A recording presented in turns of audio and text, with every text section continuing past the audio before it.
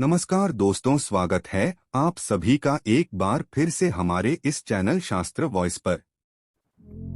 जय माता दी दोस्तों, आज की इस वीडियो में हम बात करेंगे कि नवरात्रि के व्रत में कौन कौन सा आहार लेना चाहिए या फिर क्या नहीं खाना चाहिए।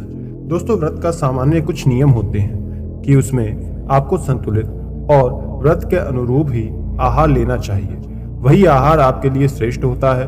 तो आज हम यही जानेंगे कि कौन कौन से आहार हैं जो हम ले सकते हैं, साथ ही और कौन से आहार इसमें से हमें नहीं लेने चाहिए। तो चलिए जानते हैं। तो दोस्तों, सबसे पहले तो ये है कि नवरात्रि का व्रत दो तरह से किया जाता है। कुछ लोग प्रतिपदा और अष्टमी का व्रत रखते हैं और अधिकांश लोग 9 दिनों का व्रत रखते हैं। लेकिन आप चाहे 9 दिन का व्रत करें या फिर प्रतिपदा और अष्टमी का करें, लेकिन बस उसे नियम से करें। तो वैसे ही यदि आप व्रत में नमक का सेवन करते हैं तो इस बात का ध्यान रखें कि आपको सामान्य नमक जो हम रोज खाने में इस्तेमाल करते हैं वो या फिर काला नमक, इनका सेवन बिल्कुल ना करें। यदि आपको व्रत में नमक से जुड़ी कोई भी चीज खानी है तो आपको उसमें केवल सेंधा नमक या लाहौरी नमक का ही इस्तेमाल करना है और कोई नहीं। अब बात करते हैं व्रत में आपको क्या खाना है और क्या नहीं।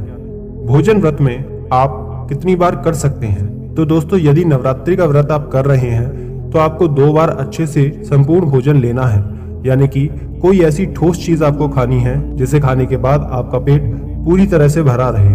क्योंकि जब आप भोजन अच्छे प्रकार से करते हैं, फलाहार वाला कर लेते हैं, तभी आप अच्छी तरह से माता रानी की पूजा कर सकते हैं। खास तौर पर गृहिणियों को, क्योंकि उन्हें व्रत के साथ पूजा पाठ का सब कुछ देखना होता है और उसमें वो घर भी देखती हैं, तो उनके लिए बहुत जरूरी हो जाता है कि वो अच्छी तरह से पेट भरकर फलाहार कर ले, ताकि वो सब काम सही तरीके से कर सके।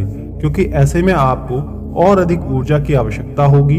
तो कोशिश करें कि दोपहर के समय जो आप आहार लेते हैं वो पूरा स्वादिष्ट हो, पौष्टिक हो, ताकि आपको पूरे पोषक तत्व प्राप्त हो सके।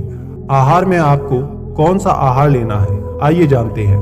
तो सबसे पहला है दूध, और दूध से बनी किसी भी चीज का आप सेवन कर सकते हैं। ये पूरी तरह आप पर है। दूध का सेवन करने से आपके शरीर में किसी भी प्रकार की कोई कमी नहीं होगी, क्योंकि दूध संपूर्ण आहार होता है।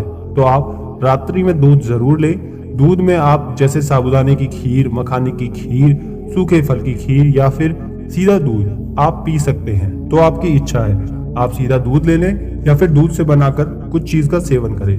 दोस्तों, साबूदाना ये एक ऐसी चीज है जिसका हर व्रत में सेवन किया जाता है। ज्यादातर घरों में साबूदाने की खीर या खिचड़ी बनाकर खाई जाती है। तो इस तरह आप भी साबूदाने को फलाहार के रूप में इस्तेमाल कर सकते हैं। इसके साथ ही आप दोस्तों व्रत में फल खा सकते हैं। फलों का जूस भी पी सकते हैं, फलों का चिप्स बनाकर खा सकते हैं, आलू के चिप्स खा सकते हैं। बस आपको ये ध्यान रखना है कि आप जो भी खाएं उसमें सामान्य नमक की जगह सेंधा नमक का इस्तेमाल करें। आप नवरात्रि के व्रत में कूटू का आटा, राजगीर का आटा, सिंघाड़े का आटा भी सेवन कर सकते हैं। तो आप इसका हलवा, पूरी, कुछ भी बनाकर खा सकते हैं। ये सब पौष्टिक है, आप इसे अच्छे से खा सकते हैं। इसे खाने के बाद आपके शरीर में किसी भी प्रकार की कोई थकान नहीं होगी। दूसरी चीज कि ये सब चीजें व्रत में खाई जाती हैं, तो आप बिना किसी संशय के खा सकते हैं। अब बात करते हैं किस चीज का सेवन नहीं करना है। तो बहुत से लोग चाय कॉफी व्रत में पीते हैं, तो आप चाय पी सकते हैं। लेकिन यदि आप कॉफी पी रहे हैं तो एक बार उस पर यह चेक कर लें किसी प्रकार के पाउडर का मिलावट ना हो, वो शुद्ध कॉफी के बीज से बना हो, तब आप कॉफी का सेवन कर सकते हैं, वरना रहने दें। इसके अलावा आपको नवरात्रि के व्रत में लहसुन, प्याज इत्यादि का सेवन नहीं करना है। शुद्ध सात्विक आहार व्रती और उसके घर के सब लोगों को लेना चाहिए पूरे के पूरे 9 दिन। मसाले, दोस्तों नवरात्रि के व्रत में आप जब भोजन बनाते हैं तो उसमें आप जीरा पाउडर ले सकते हैं, हरी मिर्च, काली मिर्च ले सकते हैं, साबुत जीरा, हरा धनिया, इस तरह की चीजें, मसाले आप अपने भोजन में इस्तेमाल कर सकते हैं। कचौरी पूरिया में मिला सकते हैं, सब्जी में मिला सकते हैं। लेकिन मसालों में भी आपको अब किनका सेवन नहीं करना है। तो सूखा धनिया पाउडर होता है, वो आपको नहीं खाना है। हल्दी व्रत के भोजनों में शामिल नहीं करनी चाहिए। बाकी आप जो भी फल है, सिंघाड़े, कूटू का आटा है, उसकी रोटी, चीला बनाकर सेवन कर सकते हैं, वो आपके लिए सही है। बस व्रत के दौरान कोशिश करें कि ज्यादा तला भुना ना खाएं, क्योंकि इससे आपकी तबीयत भी खराब हो सकती है। आपको ज्यादा तला भुना नहीं खाना है। व्रत के दौरान अगर आपको प्यास लगे या ना लगे, आपको पानी हमेशा पीते रहना चाहिए। इसके साथ ही जो भी तरल पदार्थ है उसका सेवन आपको करना चाहिए। इससे आपके शरीर में व्रत के दौरान पानी की कमी नहीं होगी, आप स्वस्थ रहेंगे, आपकी ऊर्जा भी साथ देगी। तो इसलिए आप व्रत के दौरान इन सभी चीजों का सेवन करें ताकि आपके शरीर में आलस ना हो, ऊर्जा बनी रहे, आप व्रत का आनंद ले सके।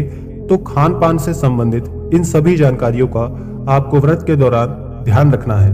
एक बात और, व्रत में जो आप रात को आहार लेंगे, कोशिश करें कि उसे सोने से पहले कुछ घंटे पहले लें, ताकि इससे सुबह उठने में आपको किसी प्रकार की कोई समस्या नहीं होगी और शरीर में भारीपन और आलस भी नहीं होगा। साथ ही आपको नवरात्रि के दिनों में ब्रह्म मुहूर्त में ही उठना चाहिए, तभी आप माता रानी की सेवा और पूजा अच्छे से कर सकते हैं। तो इन सब बातों का ध्यान रखें। जय माता दी।